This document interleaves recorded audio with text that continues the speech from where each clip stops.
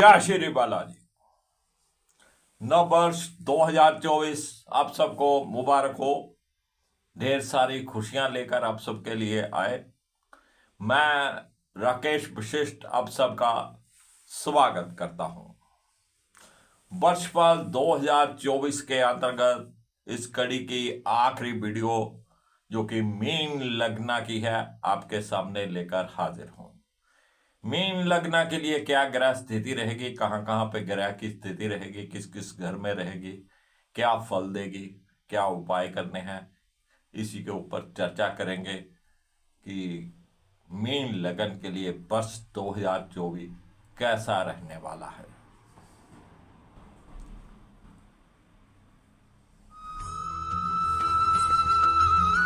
चलिए बात करते हैं मीन लगना की। मीन लगना के लिए 2024 कैसा रहने वाला है।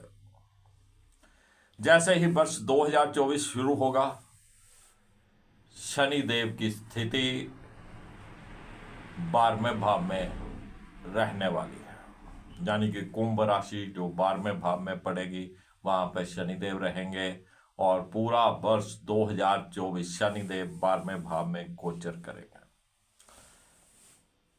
वर्ष के शुरू होते ही राहुदेव की स्थिति जो है वो मीन लगना के लगन में ही रहेगी, यानी कि पहले भाव में, और पूरा वर्ष राहुदेव यहीं रहेंगे। और बृहस्पति देव जैसे ही वर्ष शुरू होगा 2024, बृहस्पति की स्थिति द्वितीय भाव में रहेगी मेष राशि में, और बृहस्पति यहां पर 31 अप्रैल 2024 तक रहेंगे। 1 मई 2024 को बृहस्पति देव मेष राशि छोड़कर वृषभ राशि में आ जाएंगे, जो कि मीन लगना के तृतीय भाव में रहेंगे। शेष बाकी ग्रह हर महीने बदलते रहते हैं। विशेष इन 3 ग्रहों का लंबे समय तक प्रभाव रहता है। जब भी विशेष दूसरे ग्रह बदलेंगे, सूर्य, चंद्र, मंगल, बुध, शुक्र, तो उनकी चर्चा हम जब भी बदलते हैं उसका आपको वीडियो के द्वारा किस राशि के ऊपर, किस लगन के ऊपर क्या प्रभाव है वो हम बता दिया करते हैं।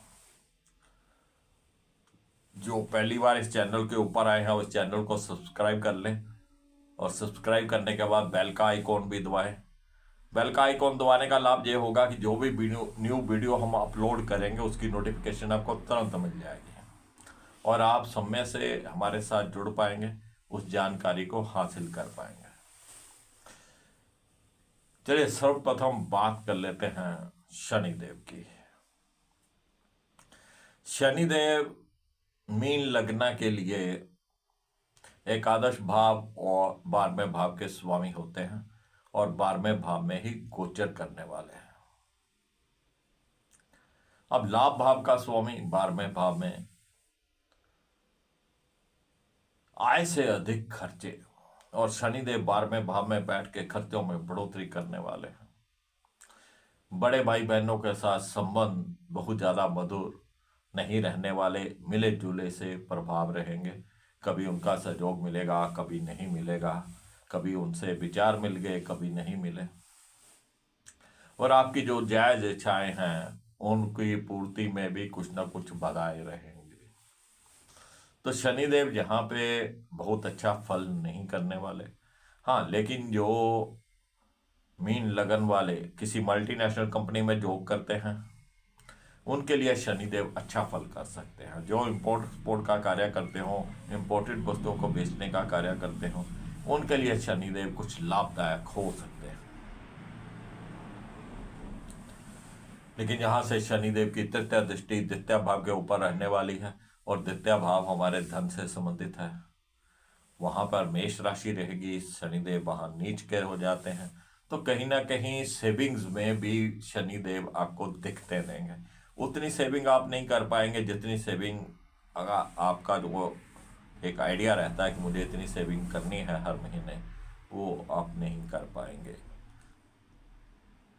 और आपकी बोलबानी भी कुछ खुश्क हो जाएगी, कुछ रूड हो जाएगी। उसको आपको संभालना है, वाणी को रूड नहीं होने देना।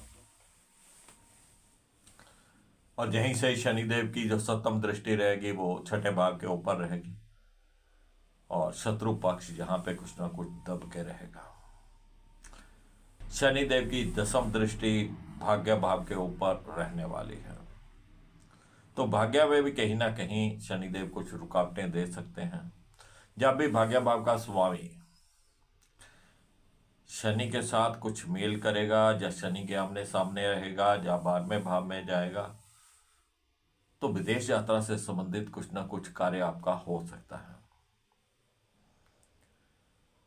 शेष शनिदेव हर कार्य में कुछ न कुछ रुकावट पैदा करेंगे, तो शनि का कुछ ना कुछ दान पूजन आपको करते रहना है।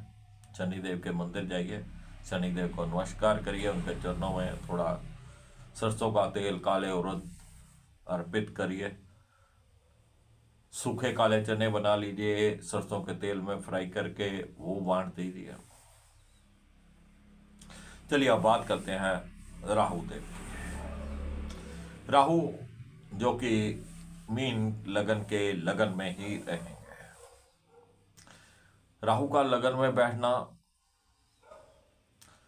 आपकी सेहत में कुछ ना कुछ उतार चढ़ाव देगा।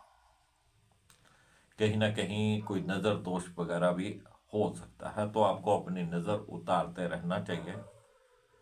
और राहु का यहाँ पे लाभ तभी हो सकता है अगर आपका स्वभाव कुछ डिफरेंट हो, चुस्ती चालाकी वाला हो, अपना मतलब निकालने वाला हो, तब राहु देव यहाँ पर बैठ के कुछ लाभ दे सकते हैं। जहाँ से राहु की जो पंचम दृष्टि रहेगी वो हमारे पंचम भाव के ऊपर रहेगी।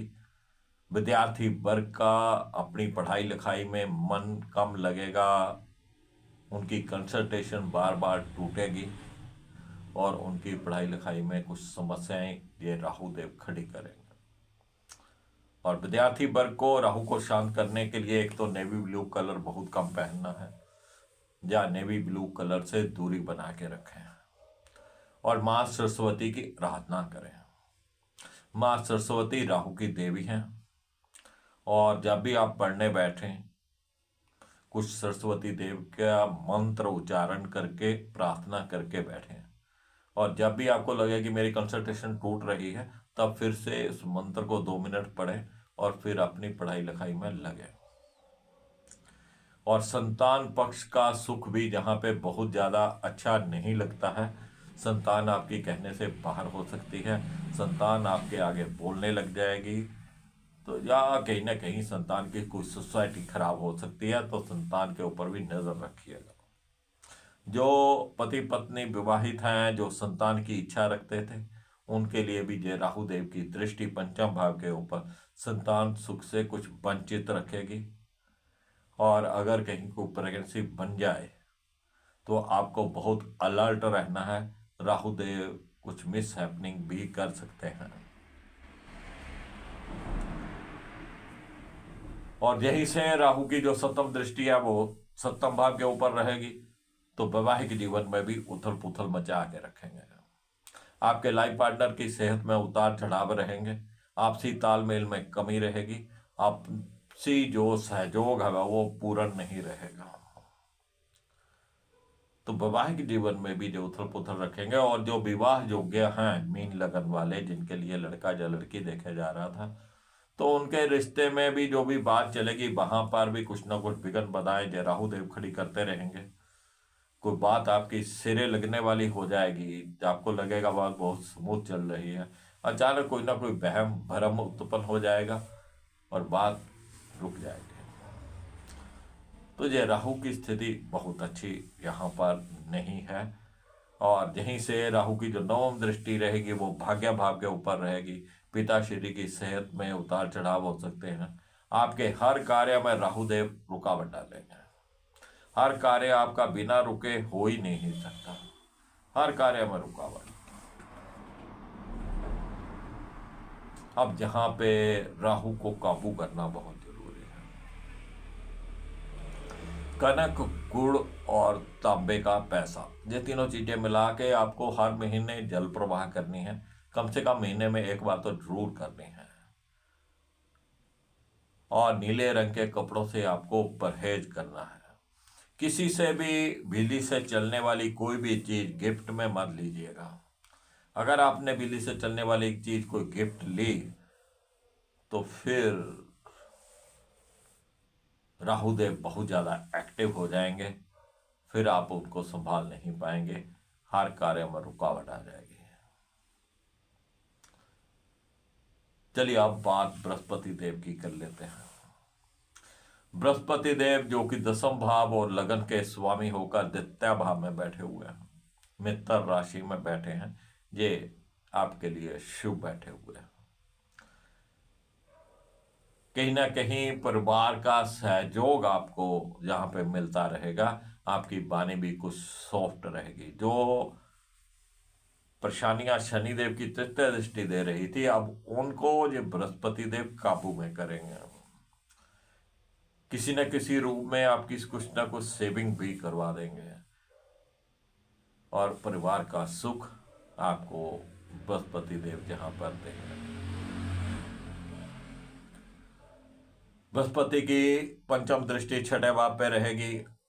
जो शनि देव के कारण कुछ डिस्प्यूट खड़े हो रहे थे, आप बृहस्पति की दृष्टि जो है उस डिस्प्यूट को बातचीत के द्वारा हल करवा देगी। और यहीं से ही बृहस्पति की अष्टम भाव के ऊपर दृष्टि रहेगी, जो बहुत ज्यादा शुभ नहीं है। हाँ, लेकिन अगर आप इंपोर्ट एक्सपोर्ट का कार्य करते हैं या मल्टीनेशनल कंपनी से जुड़े हुए हैं, तब ये दृष्टि आपको लाभ दे सकती है, या आप काम के सिलसिले में आप रोड जा सकते हैं।